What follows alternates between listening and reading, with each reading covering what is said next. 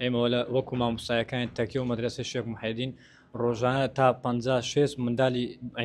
تەمەنی 10-12 ساڵیمان هەیە دێن ئێرە قورئانیان پێ دەڵێن هەر لە کاتی لەو کاتێک کە مەکتەب دەرگای مەکتەب قەپات دەبێ ئێمە لێرە دەورەی بۆ منداڵەکان دەکەینەوە و فێرە هەموو شتەکانی دینی لە ڕووی دینەوە فێریان دەکەین کەوا لە ڕووی دەستنوێژەوە لە ڕووی ژیانی پێغەمبەرەوە ناسینی پێغەمبەر بۆ منداڵەکان ئایەت کورسی لەبەرکەن فاتحە هەموو ئەو شتانە کەوا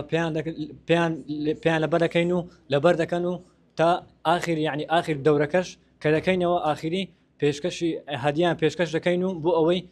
کەوا باشتر تەشجیع بن لە ڕووی دینەوە ژیانی پێغەمبەر و ئەو شتانە فێر بن و باشتر بن. مەرزەمەش دادێن مەرزەمەکە هەموو شتەش تێدایە کە باسم کرد ژیانی پێغەمبەرە ئادابەکانی ناو مزگەفتە ئادابی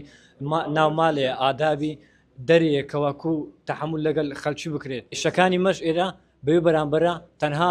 ڕەزامەندی خۆمانە بیتەوە خۆی نەحی کەلک زۆربەی ئەو کەسانێکەوە لێرە لە نەحی کەلک فێرە قورئان خوێندن بوون قورئانی ختم کردووە لەو تەکیە بوو تەکیە پێشتر تەکیەکەمان پێشتر بچووک بووە ئێستا تەکیەکەمان گەورە کردووە و زیاتر یعنی ماگانە منداڵ و یعنی پیا و هەموو جۆرەك دێن ئێرە قورئانی دەخوێنن و قورئانی ختم دەکەن.